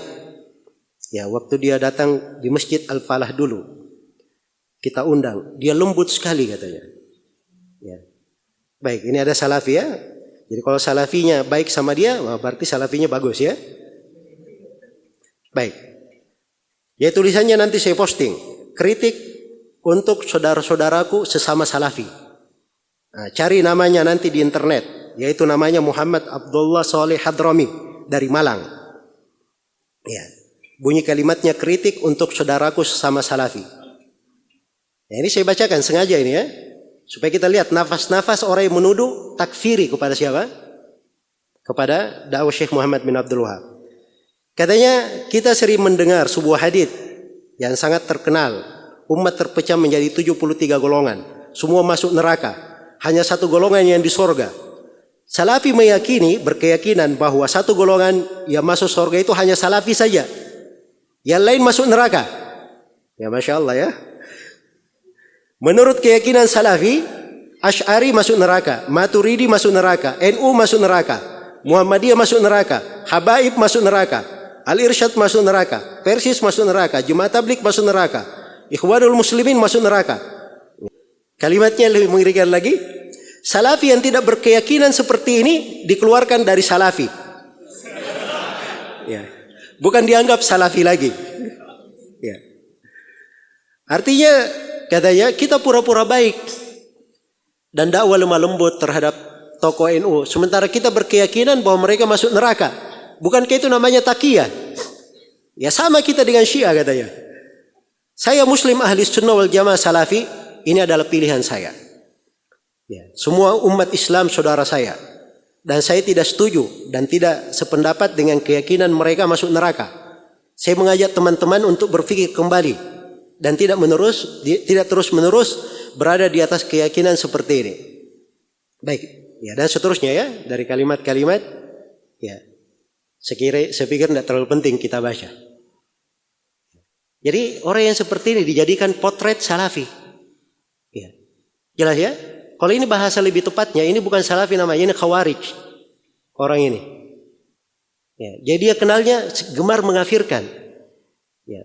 Saya tantang orang ini mendatangkan satu kalimat saja dari para ulama as-salaf dari dahulu maupun belakangan yang menafsirkan seperti penafsiran dia. Bahwa semua selain daripada satu golongan yang selamat semuanya pasti masuk neraka. Ya. Dari mana dia dapat seperti itu? Baca hadits saja, kalau dia baca hadits itu sudah keliru pemahamannya. Apa haditsnya? Haditsnya kan tentang perpecahan umat. Iya. Datang dalam banyak konteks riwayat. Salah satu riwayatnya Nabi bersabda, "Wasataftariku ummati ala 73 firqah." Akan terpecah umatku menjadi 73 golongan. Kulluhum finnar illa wahidah. Semuanya dalam neraka kecuali satu. Ditanya kepada Nabi, "Man hum ya Rasulullah?" Siapakah mereka ya Rasulullah? Pertanyaannya siapa mereka? Ya. Perhatikan, pertanyaannya siapa mereka? Mereka itu apa? Orang atau sifat? Orang kan? Nabi tanya orangnya siapa? Tapi Nabi tidak sebut orang. Nabi sebut sifat. Nah, itulah ciri ahli sunnah yang selamat. Sifat bukan orang. Siapa yang bersifat dengan itu, makanya dia ahli sunnah. Walaupun dia sendiri, dimanapun dia berada. Jelas ya? Nah, ketika disebut siapa mereka, Nabi sebutkan sifatnya. Mereka adalah al-jamaah. Itu sifat mereka. Di riwayat yang lain, ala mithli ma ana alaihi al-yawm wa ashabi. Siapa yang berada seperti aku dan para sahabatku berada di atasnya hari ini. Jelas ya? Jadi kalau kita baca haditsnya saja, ini sudah ada bantahan untuk dia. Nabi kan berkata, umatku akan terpecah. Umatku artinya apa? Hah? Umat Islam. Ya. Itu bukan pengafiran. Yang berpecah ini umat Nabi masih disebut umatnya. Masih muslim mereka. Tidak ada yang meyakini itu kafir. Jelas ya? Tapi ini ancaman semuanya masuk dalam neraka. Ini mimbabil wa'id namanya. Mimbab al-wa'id. Sama kalau dia berzina masuk neraka, mencuri masuk neraka, membunuh masuk neraka. Pasti dia masuk neraka? Nah ini ancaman. Ya. Dia ancam dengan neraka. Adapun dia masukkan dalam neraka atau tidak, ini kembali kepada kehendak Allah Subhanahu wa taala berdasarkan firman Allah, "Innallaha la yaghfiru an yushraka bihi wa yaghfiru ma duna dzalika liman yasha." Allah tidak mengampuni dosa kesyirikan. Adapun dosa selain dari kesyirikan, Allah mengampuninya bagi siapa yang Allah kehendaki. Nah, begitu caranya memahami. Jangan mengambil sepotong-sepotong. Ya, datangkan orang ajaib, aneh bin ajaib seperti ini, ucapannya dipakai dalil. Ya, memang pemahamannya pemahaman takfiri. Yang seperti ini jauh dari mewakili makna salafi. Jadi orang yang seperti ini sebenarnya kalau dia menganggap dirinya bertobat, ya, dia bertobat dari apa? Dia mengatakan salafi itu pilihan saya. Salafi itu akidah dan manhaj, bukan baju. Ya, bisa dipakai oleh siapa saja. Ya. Kalau dia ada yang mendahulunya dari para salaf dengan gaya berpikir seperti ini, tunjukkan. Apa dalilnya dari Al-Quran dan Sunnah? Siapa dari para ulama salaf yang mendahulunya? Siapa dari para ulama salaf yang mendahulunya? Jelas ya? Maka jangan mengesankan bahwa dakwah salafiyah seperti ini atau wahabi itu gemar di dalam apa? Di dalam mengkafirkan. Iya. Baik. Ini ada lagi yang lain nih. Ini tidak semuanya kita ini ya. Cuman saya ingin memberikan kalimat-kalimat. Ya. Yang menunjukkan bahwa sebagian orang itu sembarangan di dalam menjatuhkan vonis-vonis. Ya. Baik, katanya ini ada yang membicara tentang turunnya Allah di dunia, di langit dunia.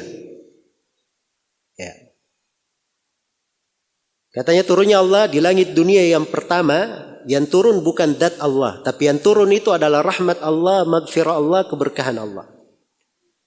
Tapi kalau orang Wahabi, ya, jadi begitu ya. Kalau tidak setuju dengan dia, kasih Wahabi. Ya. Tapi kalau orang Wahabi mengartikan zat Allah yang turun. Cuman katanya mereka ini bingung. Bingungnya kenapa? Bumi ini bulat. Ya, tengah malam itu kan selalu ada. Ya, kita di sini di siang, di belahan bumi yang lain tengah malam. Sedangkan hadits mengatakan setiap malam Allah turun. Ya, karena bumi bulat. Ya, jadi katanya Allahnya nggak naik-naik jadinya. Ya. Makanya sekarang sebagian mereka ngotot bumi itu nggak bulat supaya bisa naik turun. Ya. Katanya Masya Allah. Saudara silakan punya pilihan berakidah katanya. Itu urusan mereka. Tapi jangan kau kafirkan saudara-saudaramu yang enggak percaya dengan kelucuan tadi. Masa kita tidak percaya dengan lucu dikafirin? Ini kan aneh kalau Allah diserupakan dengan makhluk sementara kita punya prinsip laisa kamitslihi syai'un wa lam yakul lahu kufuwan ahad. Itu akidah ahli sunnah. Kami enggak akan bakal pernah menyerupakan Allah dengan makhluk atau menjasmanikan Allah dalam bentuk dan rupa. Ya. Ini kan tuduhan-tuduhan semuanya. Tuduhan. Ya. Ini dasarnya di dalam banyak pembahasan. Tapi bahasa mengafirkan. Ya, dari dahulu itu ahli sunnah itu berselisih dengan Asy'ariyah, berselisih dengan Maturidiyah. Ya. Syekh Ibnu Utsaimin rahimahullah berkata, saya tidak mengenal seorang pun dari ulama ada yang mengafirkan orang-orang Asy'ariyah. Ya. Pengafiran itu lain. Tapi kalau kita berbicara ini salah, ini keliru, itu memang kewajiban sebagai seorang muslim. Saling menasihati. Apa gunanya agama dibangun di atas amar ma'ruf nahi mungkar? Di mana nasihat yang merupakan inti dari agama? Itu kan kewajiban kita, saling menasihati dengan cara ilmiah. Tapi tidak dikafirkan, tidak ada yang mengafirkan. Tidak ada seorang ulama pun diketahui mengafirkan kelompok Asy'ariyah, kelompok Maturidiyah. Ya, jelas ya? Karena mereka dalam pembahasan pengkafiran tidak bisa dikafirkan. Kenapa? Karena ada takwil. Ya. Mereka ini punya syubhat di dalam hal tersebut. Ada pegangan walaupun itu tidak benar. Maka itu dijadikan alasan untuk apa? Untuk tidak menjatuhkan vonis kafir terhadap mereka. Jelas ya? Jadi jangan sembarangan di dalam hal ini. Ini saya nggak bahas tentang masalah benarnya ucapan dia, apa yang dia katakan. Ya, tapi ini adalah hal yang aneh. Ahli sunnah itu tidak pernah bingung dalam keyakinannya. Dari masa ke masa, para ulama menulis. Ya. Hadits tentang turunnya Allah ke langit dunia ada dalam hadits riwayat Bukhari dan Muslim dan datang dalam berbagai riwayat dan para ulama tidak ada yang bingung. Ya. Keyakinan mereka sama. Ya. Yang bingung itu adalah orang yang berbicara. Ya. Jadi kalau mengatakan ahli sunnah itu kebingungan dalam hal ini keliru. Ya. Bagaimana caranya? Misalnya katanya Allah turun di langit dunia sekarang malam di sini di Indonesia, tapi di tempat lain siang. Ya. Di tempat lain apa? Siang. Ini kan dia sudah mulai masuk di dalam masalah apa? Di dalam membenturkan akalnya dengan apa? Dengan hadits Rasulullah sallallahu alaihi wasallam. Ahli sunnah dalam hal ini mengimani Allah yang lebih tahu akan dirinya. Ya. Allah yang Rasulullah mengabarkan tentang Allah akan hal tersebut. Kita imani atau tidak? Kita imani. Adapun hakikat bagaimananya? Ya, kita tidak diberitahu tentang hal tersebut. Maka itu tidak perlu dipikirkan, tidak ada kebingungan dalam hal itu. Tidak ada yang harus dibingungkan. Baik. Kemudian di antara pertanyaan juga yang sering tanyakan di sini, ya. Benarkah Wahabi itu mujassimah? Ya. Apakah Wahabi itu mujassimah? Mujassimah itu artinya dia menyerupakan Allah dengan makhluk. Ya. Mengatakan bahwa Allah itu memiliki jisim. Ya. Sama dengan makhluknya. Itu bahasa lainnya mujassimah, bahasa lainnya musyabbihah, mumattsilah. Itu bahasa lainnya. Ini dalam nama-nama dan sifat. Ini ada perseteruan di tengah para ulama ahli sunnah wal jamaah dengan orang yang menyimpan dari jalan ahli sunnah wal jamaah. Perseteruan ini sudah ada dari masa ke masa. Sudah ada. Ya. Dan akidah ahli sunnah selalu terjaga. Selalu terpelihara di dalam hal tersebut. Ya, dan ini Syekh Muhammad bin Abdul Wahhab rahimahullahu ta'ala juga dikatakan sebagai apa? Sebagai mujassimah katanya. Perhatikan, saya bacakan dari kalimat Syekh di risalahnya kepada penduduk Qasim. Kata beliau, "A'taqidu anna Allah subhanahu wa ta'ala laisa kamitslihi syai'." Saya berkeyakinan bahwa Allah subhanahu wa ta'ala tidak serupa dengan sesuatu apapun. Wa huwas sami'ul basir, dan dialah Allah maha mendengar lagi maha melihat. Fala anfi anhu ma wasafa bihi nafsa. Saya tidak akan pernah meniadakan dari Allah apa yang Allah sifatkan dirinya sendiri dengannya. Iya. Jadi kalau maksudnya Kalau misalnya dalam Al-Quran diterangkan bahwa Allah memiliki wajah, Allah memiliki tangan, saya tidak akan menafikan itu. Karena Allah yang menetapkan. Tapi sudah jelas ya, Syekh tidak menyerupakan Allah dengan siapapun. Ini jelas kaidahnya. Baik. Wala uharriful kalima an mawadhi'ihi, dan saya tidak akan merubah firman Allah dari tempatnya. Ya. Wala ulhidu fi asma'ihi wa ayati, dan saya tidak akan melakukan ilhad, penyimpangan, penyelewengan di dalam nama-nama dan ayat-ayat Allah. Wala ukayyif, dan saya tidak akan bagaimanakan Allah Subhanahu wa taala. Wala umathil sifatihi, dan saya tidak akan persamakan sifat-sifat Allah taala bi sifati khalqihi, dengan sifat-sifat makhluknya. Li'annahu ta'ala la samiyya lahu wala kufwa lahu wala nidda lahu wala yuqasu bi khalqihi. Karena Allah taala tidak ada yang sepadan dengannya, tidak ada yang semisal dengannya, tidak ada tandingan baginya, dan tidak bisa dikiaskan dengan makhluknya. Jelas ucapannya Syekh? Ya. Ini bisa dikatakan Syekhnya Mujassimah mengatakan Allah sama dengan makhluk? Ya. Nah, ada dari bahasa beliau di situ. Jelas ya? Cuma ini yang menjadi masalah sebagian orang seperti itu. Ya. Ini saya berikan kata kuncinya supaya kita mengerti. Ya. Kenapa ada orang yang menuduh Mujassimah? Sebab asalnya dia juga Mujassimah. Ya. Asalnya dia juga Mujassimah, tapi dia tidak setuju dengan hal tersebut, makanya dia membelok ke arah yang lain. Ini terima dulu kaidahnya seperti itu. Jelas ya? Rinciannya begini. Dalam nama-nama dan sifat itu ada 3 kelompok. Ya. Ada kelompok ahli sunnah, dia berada di pertengahan. Mereka berpegang dengan ayat laisa kamitslihi syai'un wa huwa as-sami'ul basir. Allah tidak serupa dengan suatu apapun, dan dialah Allah yang maha mendengar lagi maha melihat. Jadi dalam ayat ada 2. Ya. Pertama, Allah disucikan, dibersihkan, dimuliakan, tidak sama dengan makhluk. Dan yang kedua, ditetapkan nama dan sifat sebagaimana Allah tetapkan untuk dirinya dan Rasulullah tetapkan untuk Allah. Penetapan ini adalah sesuai dengan kemuliaan dan kebesaran Allah dan pasti tidak sama dengan makhluk. Selesai ahli sunnah? Iya. Menyimpang dari prinsip ahli sunnah ini 2 kelompok. Kelompok yang pertama namanya kelompok Mu'attilah. Dan kelompok yang kedua namanya kelompok Musyabbihah. Iya. Musyabbihah ini banyak namanya. Bisa disebut Musyabbihah, Mumattsilah, Mujassimah. Jelas ya?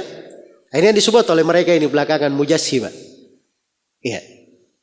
Baik. Mu'attilah ini ada 5 kelompok di dalamnya. Mu'attilah. Ada kelompok Jahmiyah, Mu'tazilah, Maturidiyah, Kullabiyah, dan Asy'ariyah. Ada 5 kelompok. Iya. Bersyirikat di dalam menolak sifat-sifat Allah. Tapi ada yang ekstrim dan ada yang menolak sebagiannya saja. Jahmiyah menolak seluruh nama dan sifat kecuali sifat al-wujuh, sifat ada. Nah, dia tidak berani mengatakan Allah tidak ada, tidak berani. Jelas ya? Ya. Orang-orang Mu'tazilah dia berkata, kita tetapkan nama, kita tolak sifat. Nah, ini paling lucu nih orang Mu'tazilah. Nama Allah As-Sami', yang maha mendengar. Iya, kita tetapkan nama Allah yang maha mendengar, As-Sami'. Apakah Allah punya sifat pendengaran? Tidak, Allah tidak punya sifat pendengaran. Bagaimana masuk akal dikatakan yang maha mendengar, tidak ada pendengarannya? Ya. Ini paling lucu, Mu'tazilah. Jelas ya? Kelompok yang ke-3 dan ke-4, kelima ini mereka tetapkan nama, tetapkan sifat. Ya, hanya saja di dalam penetapan sifat di sini mereka berbeda. Kalau Kullabiyah dia tetapkan dari sifat dzatiyah Allah Subhanahu wa taala. Adapun sifat yang bersifat ikhtiariyah yang dilakukan oleh Allah sesuai dengan kehendaknya ini ditolak oleh mereka, ditakwilkan oleh orang-orang Kullabiyah. Ya. Kalau orang-orang Maturidiyah dan Asy'ariyah, mereka untuk semua sifat mereka hanya menetapkan, kalau orang Asy'ariyah dia tetapkan 7 sifat. Kalau Maturidiyah dia tetapkan 8 sifat saja. Tapi mereka tetapkan nama-nama. Mereka tetapkan apa? Nama-nama. Jelas ya? Ini kelompok Al-Mu'attilah. Kalau Musyabbihah, ini Musyabbihah Mujassimah yang mengatakan Allah punya tangan, tangannya sama dengan tangan kita. Allah punya wajah, wajahnya sama dengan wajah makhluk. Ini mujassimah namanya. Sekarang ahli sunnah dituduh mujassimah. Dari ucapan Syekh tadi, cocok Syekh dikatakan mujassimah? Jauh sama sekali. Nah, sekarang tadi saya katakan, setiap orang yang mu'attilah ini, orang Asy'ariyah itu juga mujassimah. Dan sebaliknya, setiap mujassimah mu'attilah juga sama. Ya. Saya terangkan satu sudut saya. Orang mu'attilah kenapa dia mujassimah juga? Ya. Sekarang ketika misalnya Allah Subhanahu wa taala di Nabi sallallahu alaihi wasallam menerangkan bahwa yanzilu rabbuna ila sama'id dunya fi thuluthil lailil akhir. Sungguhnya Rabb kami turun di sepertiga malam terakhir. Kalau kaidahnya ahli sunnah, turun, Allah tetapkan sifat turun untuk dirinya. Kita tetapkan sebagaimana yang ditetapkan oleh nabinya. Tidak ada yang lebih tahu tentang Allah melebihi siapa? Nabi Muhammad sallallahu alaihi wasallam. Ya. Turun itu apa? Bahasa Arab jelas makna turun. Jelas ya? Bahasa Arab jelas makna turun. Hakikatnya bagaimana? Tidak ada ahli sunnah yang bertanya tentang kaifiat. Ya, sebab ini dari perkara gaib. Itu tidak boleh ditanyakan. Tetapi yang pasti Allah itu turun sesuai dengan kemuliaan dan kebesarannya, tidak sama dengan makhluk. Itu keyakinan ahli sunnah. Ya. Ini datang orang-orang mu'attilah. Wah, ini tidak boleh dikatakan Allah turun. Sebab yang dia pikir, ya seperti misalnya seseorang itu turun dari kursi ke bawah, dari rumah dia turun ke bawah. Nah, ini dia sudah pikir. Berarti asalnya dia sudah musyabbiha, mujassimah. Cara berfikirnya sudah seperti itu.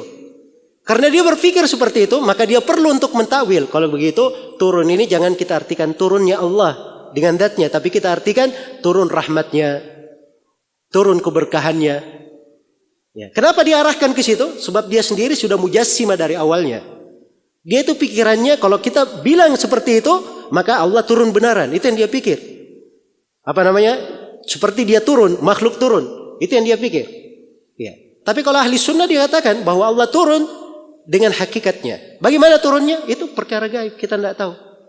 Yang jelas kaidah kita, Allah tidak serupa dengan suatu apapun. Ya. Ingin lebih tahu daripada Nabi yang berkata Allah turun ke langit dunia. Ya. Kok kamu mengalahkan ke makna yang lain? Jelas ya? Nah, ini cara ahli sunnah di dalam memahami dari sifat-sifat.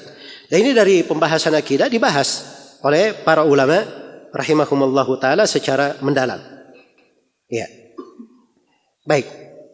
Ada lagi yang berkata, benarkah bahwa Syekh itu mengingkari ijma' dan qiyas dan mengatakan ya, bahwa dia ini membawa madhab baru, madhab yang kelima katanya. Ya. Dan yang lainnya 4 madhab itu tidak dianggap. Terus ada lagi yang menyebut bahwa Syekh Muhammad bin Abdul Wahab katanya semenjak 600 tahun ini manusia tidak berada di atas suatu agama yang benar. Ya, dialah yang berada di atas ijtihad. Ini semuanya dari hal-hal yang dituduhkan kepada Syekh. Sudah ada di masa penulis dituduhkan itu. Iya. Dan ini sudah dibantah oleh Syekh rahimahullahu ta'ala. Iya. Sudah dibantah. Iya. Kata beliau, madhab kami fi usuluddin adalah kata siapa namanya? Kata Syekh rahimahullahu ta'ala. Iya. Atau ini dari ucapan Abdullah bin Muhammad bin Abdul Wahab, anak beliau. Ya, menjelaskan bagaimana madhab yang dianut oleh ayahnya dan diikuti oleh murid-muridnya. Kata beliau, madhab kami dalam usuluddin adalah madhab ahli sunnah wal jamaah. Jalan kami adalah jalan para as-salaf. Ya, kami membaca dari ayat-ayat sifat hadits-hadits sebagaimana zahirnya. Ya, dan kami di dalam furu' itu di atas madhab Imam Ahmad. Dan kami tidak mengingkari siapa yang bertaklid terhadap madhab salah satu dari 4 madhab. Dan kami tidak merasa berhak dianggap sebagai ahli ijtihad secara mutlak. Iya. Dan tidak ada seorang pun di antara kami yang mengaku dia adalah mujtahid mutlak. Jelas ya? Ini pernyataan dari beliau sendiri. Ya, dan kami pelajari buku-bukunya. Syekh Muhammad bin Abdul Wahab, ya.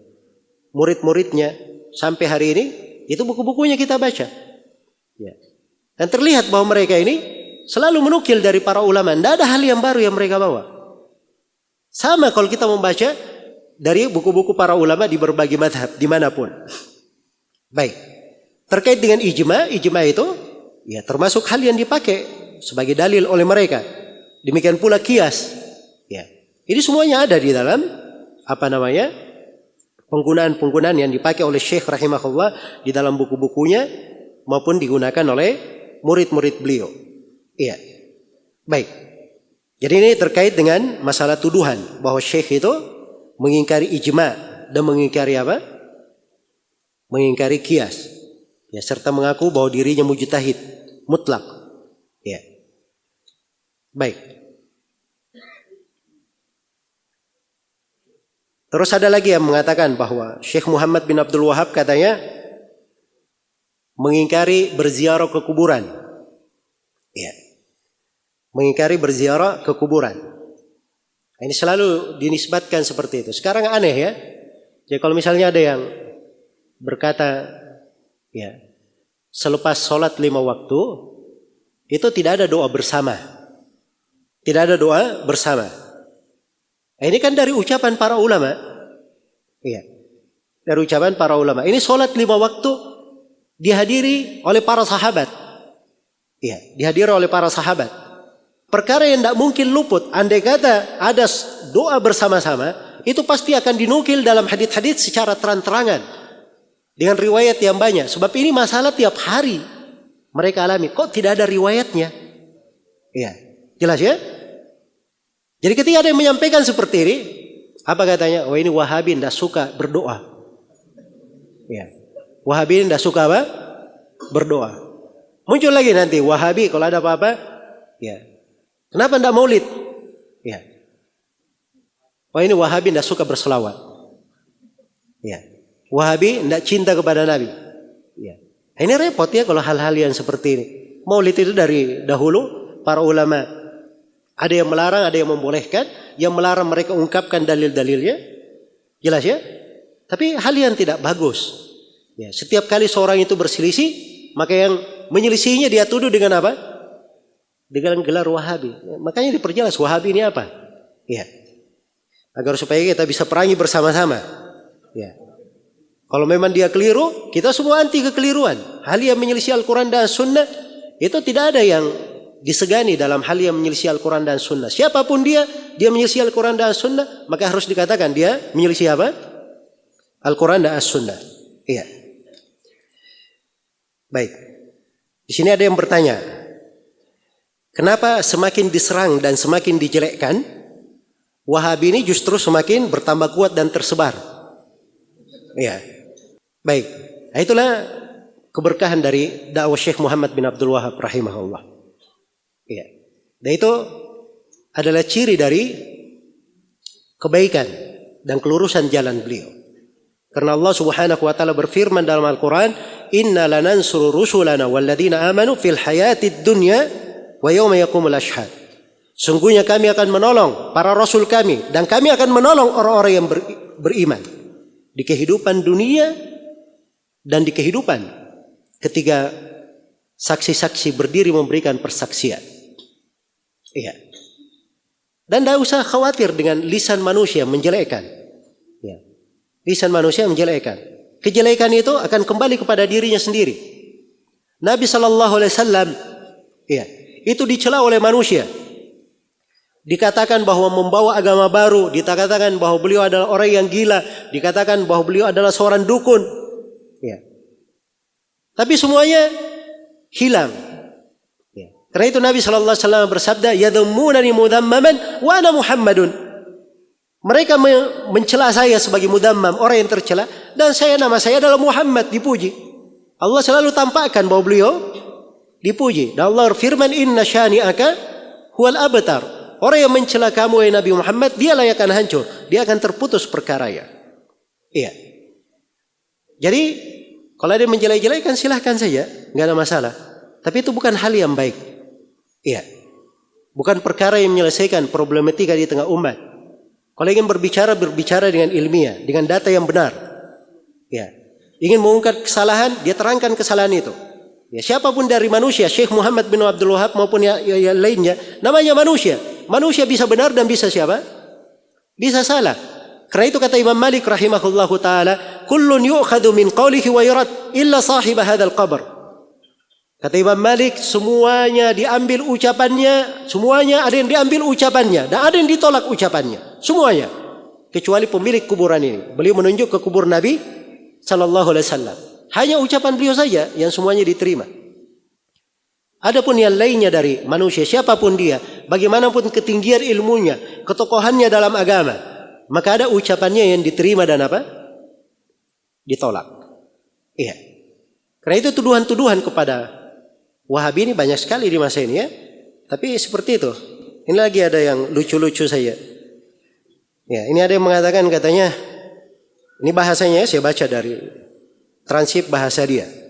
Ini lagi kelompok-kelompok transnasional yang memang punya dana yang sangat kuat seperti Wahabi katanya.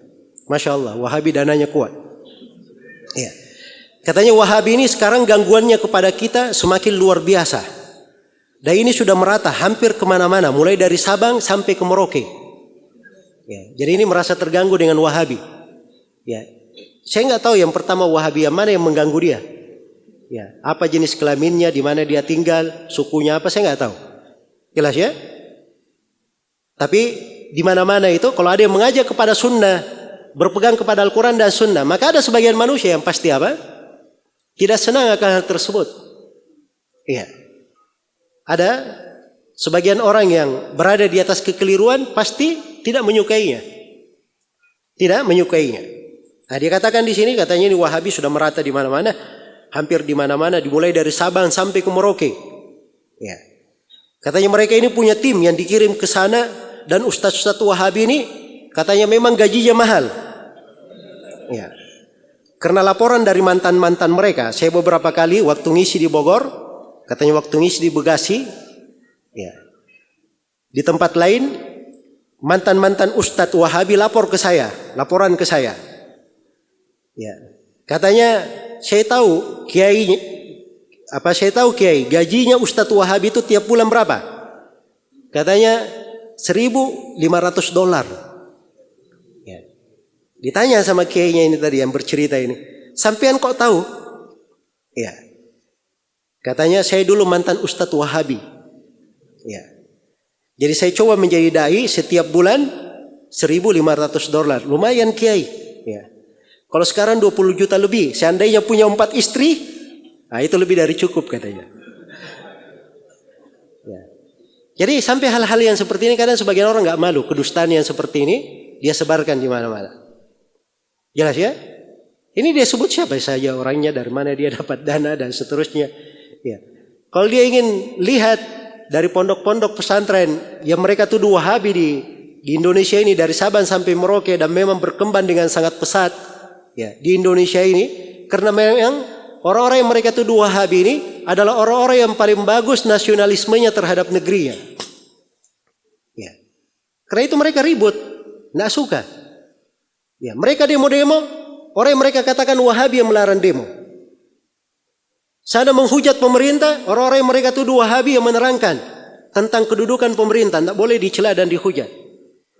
Dan mereka dalam hal ini itu berbicara tentang agama, sebagaimana Imam 4 menerangkan wajibnya taat kepada pemerintah yang muslim dalam hal yang ma'ruf, itu ada di buku-buku akidah mereka. Dan mereka ini menerangkan bukan karena ada proyek, tidak ada anggaran di situ. Ya, tidak ada anggaran. Ya, beda dengan sebagian orang ini, kalau ada anggaran, masya Allah, baru dia bergerak. Ya, bikin program di sana sini, bela negara, cinta tanah air. Orang-orang Salafi itu dari dulu menjelaskan, yang mereka tuduh Wahabi ini, itu dari dulu punya kegiatan di sana sini, di majelis-majelis mereka isinya seperti itu. Iya. Menerangkan bagaimana yang benar. Jadi ini kadang menyusahkan sebagian orang. Jelas ya? Akhirnya mulai tujuh macam-macam. Ada lagi yang bikin statement katanya, masya Allah, ditulis di koran lagi. Ya. Itu di halaman depannya, koran Duta namanya. Ya. Katanya semua teroris di RI itu Wahabi. Masya Allah. Ya. Nah, ini pertama Wahabi ini saya nggak merasa Wahabi yang mana. Ya. Dan kita dengan ucapan itu tidak tersinggung. Ya, siapa yang Wahabi?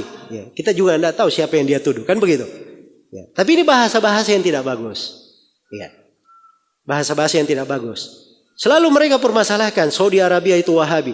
Sampai Masya Allah ketika datang Raja Salman kemarin itu, ya saya lihat di sebagian wawancara di televisi, ada orang dari salah satu ormas besar di Indonesia ini, Itu sampai berkata, ini kami juga perlu duduk dengan pihak Raja Salman ini. Kita ingin bercerita, kita ingin diskusi. Ya. Kenapa orang-orang kalau dia berada di sekitar kuburan Nabi dilarang berdoa ke situ? Ya. Nah, ini membuat saya ya, sebenarnya heran dengan orang-orang yang seperti ini. Kemarin teriak toleransi, menghargai pendapat. Nah, itu kan pendapat orang, ada dalilnya. Di rumahnya sendiri dia mau melarang. Kok kamu yang sewok? Ya. Kok bisa dia yang marah? Nggak suka di negeri dia, permasalahkan. Kalau dia di Indonesia dia bikin seperti itu, ya silahkan, itu kan urusan dia. Jelas ya? Sampai masalah pakaian orang, pakai jubah, pakai jenggot, ya, tidak isbal, semuanya dikomentari. Ya. Semuanya dikomentari. Kok bisa urusan orang dia ikut-ikutan? Orang mau pakaian apa? Sana pakaiannya telanjang, tidak menutup aurat, tidak banyak komentarnya di sana. Tapi orang bagus, pakaian jubah, dia pakai kopiah, tidak isbal. Kok itu yang dikomentari? Ya. Ini hal yang tidak baik. Ya, perkara-perkara yang seperti ini pakai jubah, kita tidak menyuruh orang pakai jubah semuanya. Saya tidak pernah berkata pakai jubah itu sunnah. Tidak pernah saya berkata begitu. Ya. Orang dalam berpakaian itu yang penting dia tutup auratnya. Pakaiannya tebal, tidak transparan, bukan menampakkan aurat. Pakaiannya longgar, tidak membentuk auratnya. Pakaiannya tidak menyerupai pakaian orang kafir. Laki-laki tidak boleh menyerupai perempuan, perempuan tidak menyerupai laki-laki. Pakaiannya tidak boleh dari najis atau hal yang berbahaya. Dan pakaian itu bukan pakaian ketenaran. Ya. Yang dia ingin tampil beda dengan manusia. Kalau syarat berpakaian ada, silahkan. Mau pakai baju koko, mau pakai baju gamis, mau pakai jubah, mau pakai baju batik, ya, mau pakai baju Nusantara, istilah mereka ya. Ya. Silahkan. Ya. Silahkan. Kita tidak pernah mengurusi hal-hal yang seperti itu. Ya. Maka ini jangan dipersempit dalam hal-hal yang seperti ini. Maka perkara yang seperti ini tidak bagus. Ya.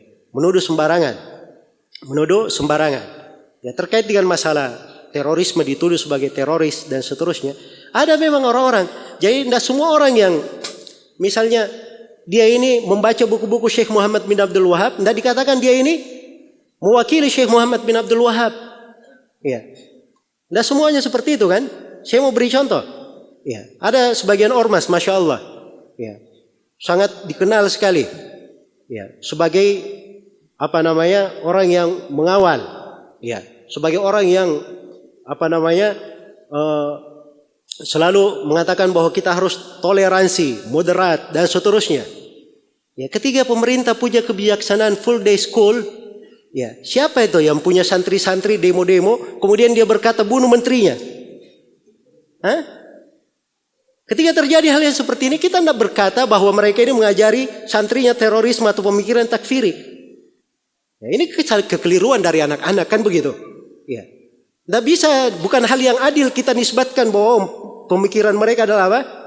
Pemikiran takfiri. Kok santrinya bisa berkata bunuh menterinya? Ya. Itu bukan dari hal yang adil. Makanya cara berfikirnya Anda juga kepada orang lain harusnya diperbaiki. Jangan ketika ada yang membaca misalnya, ini ada yang melakukan peledakan bom di sana. Peledakan bom ini didapati di rumahnya, dia baca Kitabut Tauhid karya Syekh Muhammad bin Abdul Wahab. Ya. Oh berarti ini Wahabi. Ya. Subhanallah. Jadi kalau dia baca Al-Quran bagaimana? Dinisbatkan kesalahan kepada Al-Quran begitu? Ya. Nggak boleh seperti itu. Itu kan tidak adil namanya. Tidak adil. Ya, kalau mau adil, buku-buku Syekh Muhammad bin Abdul Wahab ada. Ya. Buku-buku mereka tuduh sebagai Wahabi itu ada. Keluarkan dari buku-bukunya. Jangan nukilan-nukilan saja. Ya. Hanya ambil dari sini, nanti buat opini. Sekte berdarah, sejarah berdarah kaum Wahabi. Ya, dan sebagainya. Ini kan semuanya kedustaan. Ya. Dan hal-hal yang seperti itu, ini harusnya dihilangkan. Ya, kita harus mendidik umat ini supaya berpijak di atas dalil. Inilah yang menyatukan. Kan di dalam Al-Quran dikatakan, wa makhtalaftum fihi min syai' fa hukmuhu ila Allah. Apa saja yang kalian berselisih, hukumnya kembalikan kepada Allah Subhanahu wa taala. Dan Allah Subhanahu wa taala berfirman, فَإِنْ تَنَازَعْتُمْ فِي شَيْءٍ فَرُدُّوهُ إِلَى اللَّهِ وَالرَّسُولِ إِنْ كُنْتُمْ تُؤْمِنُونَ بِاللَّهِ وَالْيَوْمِ الْآخِرِ. Kalau kalian berselisih pada sesuatu apapun, kembalikan kepada Allah dan Rasulnya. Kalau memang kalian itu beriman kepada Allah Subhanahu wa taala dan hari akhirat. Baik. Jadi ini pembahasan tentang Wahabi ini pembahasan panjang sekali ya. Ya, karena kalau kita ingin bahas semua tuduhan-tuduhan, isu-isu yang berkembang dan syubhat itu banyak sekali. Ya. Tapi intinya kita sudah tahu. Ya, siapa yang dituduh dengan Wahabi itu, apa hakikat dakwanya, dan saya sudah berikan contoh beberapa bentuk dari tuduhannya. Ya, maka di akhir dari kajian ini saya ingin mengingatkan tentang kita semua itu umat Islam itu bersatu di atas satu prinsip. Ya, kita dikumpulkan di atas suatu hal. Rasulullah sallallahu alaihi wasallam telah bersabda, "Inna rabbakum wahid." Sungguhnya Rabb kalian itu satu. Iya. Dan ayah kalian satu. Kita semua anak turun Nabi Adam. Agama kalian itu satu. Ketahuilah tidak ada keutamaan orang Ajam di atas orang Arab. Dan tidak ada keutamaan orang Arab di atas orang Ajam. Tidak ada keutamaan orang kulit hitam di atas kulit putih. Atau kulit merah di atas kulit putih. Iya. Tidak ada keutamaan kecuali dengan apa? Dengan takwa. Ya. Maka yang perlu kita ajak umat ini adalah berpegang kepada Al-Quran dan As-Sunnah. Supaya dia kenal apa hal yang dengannya dia bertakwa kepada Allah Subhanahu wa Ta'ala. Ya. Kalau kita berselisih, dibawakan dengan dalil. Ya. Dibawakan dengan bukti. Agar supaya hal tersebut bisa menjadi baik untuk umat ini. Ya. Dan kita semua harusnya selalu bersyukur kepada Allah Subhanahu wa Ta'ala, ya, atas nikmat di mana-mana misalnya dia bisa ketemukan orang-orang yang mengajak kepada Al-Quran, mengajak kepada sunnah Rasulullah sallallahu alaihi wasallam, ya, mendalami Al-Quran dan mendalami hadits Nabi sallallahu alaihi wasallam. Sebab itulah sumber kebaikan. Sumber kebaikan. Sekarang ini kalau ada yang mengajarkan Al-Quran dan Sunnah, ya, apa dia katakan? Oh, ini kamu cuma tahu kulitnya saja, tidak tahu dalamnya. Ya. Hanya tahu yang zahirnya saja, tidak tahu apa dalamnya. Nah, ini dia punya agama baru. Ya. Artinya dia punya apa? Agama baru. Agama ini warisan. Agama ini warisan. Iya. Umat Islam itu tidak boleh bikin prinsip apapun. Yang datang setelah Nabi Sallallahu Alaihi Wasallam itu tidak boleh membuat ketentuan apapun. Sebab agama ini sudah lengkap dari Nabi. Dan itulah yang didalami oleh para sahabat. Itu yang disampaikan kepada umat. Jadi yang sampai kepada kita itu warisan. Jadi kalau gitu dia agama yang benar, maka agama itu apa yang dibawa ini pasti mencocoki jalannya para ulama yang telah lalu. Dan kalau itu adalah agama yang benar, pasti ada sumbernya dari Al-Quran dan Sunnah. Dan itu selalu seperti itu yang dipahami oleh para sahabat dan para salaf rahimahumullahu ta'ala. Baik, jadi ini mungkin yang bisa saya sampaikan untuk kajian di sore hari ini. Semoga Allah Subhanahu wa Ta'ala mengumpulkan kita semua kelak di kemudian hari di surganya yang penuh dengan kenikmatan bersama Nabi sallallahu alaihi wasallam dan para sahabatnya. Innahu waliyyu dzalika wal qadiru alaihi wallahu ta'ala alam. Subhanakallahumma wa bihamdik asyhadu an la ilaha illa anta astaghfiruka wa atubu ilaik walhamdulillahi rabbil alamin. Wassalamu alaikum warahmatullahi wabarakatuh.